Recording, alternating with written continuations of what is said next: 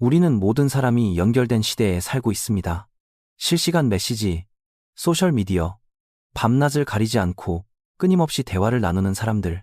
하지만 그럼에도 불구하고 점점 더 많은 연구들이 한 가지 우려스러운 사실을 경고하고 있습니다. 점점 더 많은 사람들이 철저하게 혼자라고 느끼며 단절되고 고립된 기분을 느낀다고 말합니다.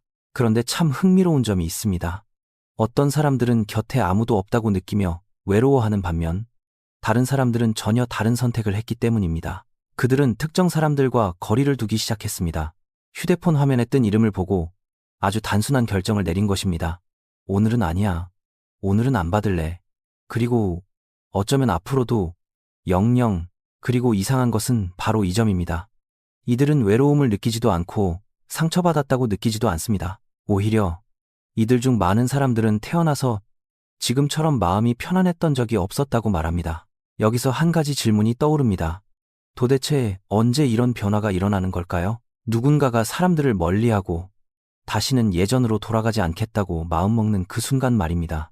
흥미로운 점은 대부분의 경우 그들이 항상 그런 모습이었던 것은 아니라는 사실입니다. 한때 당신은 모두가 믿고 의지하는 사람이었고 아무 때나 연락해도 답을 주는 친구였으며 몇 시간이고 이야기를 들어주는 사람이었고 다른 사람들이 다툴 때 평화를 유지하려고 애쓰는 사람이었을 것입니다. 무언가 잘못되었을 때 사람들이 가장 먼저 찾는 사람이 바로 당신이었고 당신은 거의 항상 그 부름에 응답했습니다. 당신은 똑같은 고민을 듣고 똑같은 조언을 해주고 상황이 전혀 변하지 않는 것을 수없이 지켜보면서도 다음번에도 어김없이 그 자리에 있었습니다. 그렇게 몇 번이고 반복하다가 어느 날 아주 작고 눈에 띄지 않는 어떤 일이 일어났습니다. 전화벨이 울렸고 누가 전화했는지 확인한 뒤 당신은 난생 처음으로 전화를 받지 않기로 결정했습니다. 그리고 예상치 못한 일이 벌어졌습니다. 세상은 무너지지 않았습니다. 오히려 그 반대였습니다. 모든 것이 조금 더 고요해졌습니다. 그 순간의 선택은 나약함이 아니었습니다. 당신의 뇌는 스스로를 보호하기 위해 설계된 본연의 역할을 정확히 수행하고 있었던 것입니다. 연구자 스티븐 포지스는 우리의 신경계가 여러 가지 다른 모드로 작동한다고 설명합니다. 그중 하나는 사회적 연결을 향한 모드입니다. 이것은 우리가 다른 사람들과 함께 있을 때 안전하다고 느낄 때 사용하는 모드입니다. 하지만 신경계가 너무 많은 소모, 과도한 감정적 스트레스 또는 너무 오랜 기간 동안 에너지를 빼앗겼다고 감지할 때 나타나는 또 다른 모드가 있습니다. 이런 상황이 발생하면 신경계는 전략을 바꿔 접촉을 줄이고 뒤로 물러서며 에너지를 비축합니다. 이는 당신에게 어떤 문제가 있어서가 아니라 감정적 에너지가 우리가 가진 가장 제한적인 자원이기 때문에 당신의 몸이 스스로의 자원을 보호해야 한다고 판단했기 때문입니다. 하지만 여기서 또 다른 중요한 질문이 생깁니다. 당신의 신경계는 대체 어디서 어떤 관계가 당신의 행복에 위협이 될 수 있다는 것을 배운 걸까요? 많은 사람들에게 그 대답은 어른이 되기 훨씬 전인 어린 시절에서 시작됩니다. 어쩌면 당신은 끊임없이 주변의 분위기를 살펴야만 하는 환경에서 자랐을지도 모릅니다. 당신은 어른들의 기분을 유심히 살폈습니다. 분위기가 싸해지려는 순간을 본능적으로 알아차렸습니다. 언제 입을 다물고 있어야 하는지, 언제 눈앞에서 사라지는 것이 좋은지 알고 계셨나요? 정신과 의사 머레이 보에는 감정적 단절이라는 개념을 통해 이와 비슷한 현상을 설명했습니다. 이것은 누군가 감정적으로 가까워지는 것이 긴장감이나 예측 불가능한 상황을 동반할 수 있다는 것을 배우게 될 때 나타나는 패턴입니다. 그래서 뇌는 적당한 거리를 유지하고 너무 의존하지 않으며 자신을 너무 많이 드러내지 않는 적응 방식을 발달시킵니다. 어릴 적 스스로를 보호하기 위해 시작되었던 방식이 수년 동안 당신을 따라다니는 패턴으로 굳어질 수 있습니다. 하지만 여기서 이야기는 조금 더 복잡해집니다. 모든 거리두기가 다 똑같은 것은 아니기 때문입니다. 스스로를 보호하는 것과 모든 사람을 차단하는 벽을 쌓는 것 사이에는 분명한 차이가 있습니다. 건강 관련 연구들에 따르면 장기간의 고립은 신체적 건강에 부정적인 영향을 미칠 수 있다고 합니다. 하지만 사람들이 자주 놓치는 사실이 하나 있습니다. 잘못된 사람들에게 둘러싸여 있는 것 역시 큰 해가 될 수 있다는 것입니다. 그렇기에 중요한 질문은 내 삶에 사람들을 들여야 하는가가 아닙니다. 진짜 중요한 질문은 과연 누가 내 삶에 머물 자격이 있는가입니다. 특정 관계에서 결국 멀어지기를 택하는 사람들에게는 흥미로운 특징이 있습니다. 그들은 결코 충동적으로 그런 결정을 내리지 않습니다. 시간이 지나면서 그들은 관계의 패턴을 파악하는데 매우 능숙해집니다. 자신이 필요할 때만 연락하는 친구, 애정과 비난을 교묘하게 섞어 던지는 가족, 갑자기 열정적으로 다가왔다가 어느 순간 훌쩍 사라져버리는 사람.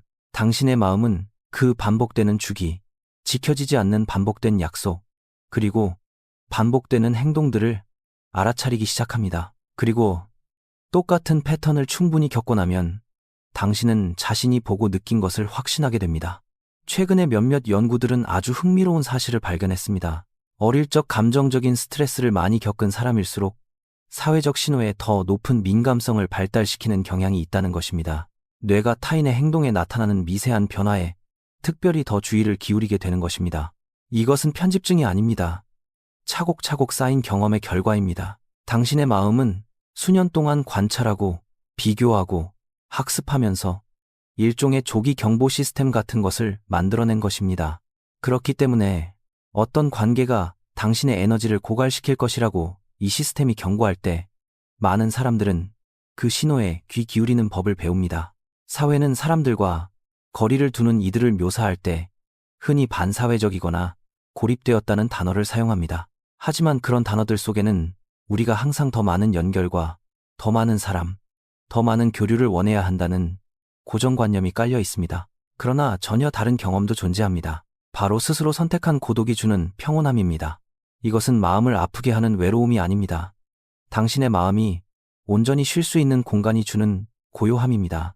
전화는 덜 울리고 불필요한 갈등은 줄어들며 감정적인 소음도 사라집니다. 그리고 그 깊은 침묵 속에서 많은 사람들은 예상치 못한 것을 발견합니다. 바로 평화입니다. 이 과정을 이해하지 못하는 사람들은 흔히 당신이 도망치고 있다고 생각하지만 실제로는 그 반대인 경우가 많습니다. 당신은 도망치는 것이 아닙니다. 오히려 더 가까이 다가가고 있는 것입니다. 더 평온한 삶으로, 더 진실한 관계로, 그리고 더 이상 끊임없이 지쳐있지 않은 진정한 당신 자신의 모습으로 다가가고 있는 것입니다. 만약 특정 사람들을 멀리하는 당신의 모습에 어떤 문제가 있는 것은 아닌지 스스로 물어본 적이 있다면 이 말을 주의 깊게 들어보세요. 당신은 차가운 사람도 아니고 사랑할 능력이 없는 사람도 아니며 감정이 메마른 사람도 아닙니다. 당신은 그저 아주 중요한 것을 깨달은 사람일 뿐입니다. 모든 사람이 당신의 에너지를 나눌 자격이 있는 것은 아니며 당신의 평화를 지키기로 한 결심은 한 사람이 내릴 수 있는 가장 조용하고도 용기 있는 결정 중 하나일 수 있습니다. 하버드 대학교에서 인간의 행복에 대해 70년 넘게 진행해온 아주 유명한 연구가 있습니다. 이 연구가 내린 결론 중 하나는 놀랍도록 단순합니다. 우리 삶에서 가장 중요한 것은 내 곁에 있는 사람의 숫자가 아니라 그 관계들의 질이라는 것입니다. 그러니 만약 당신의 인간관계가 좁더라도 당신을 진심으로 존중해주고 결정적인 순간에 곁에 있어주는 사람들로 채워져 있다면 당신은 결코 잘못 살고 있는 것이 아닙니다. 아마도 당신은 정확히 올바른 길을 가고 있는 것일 겁니다.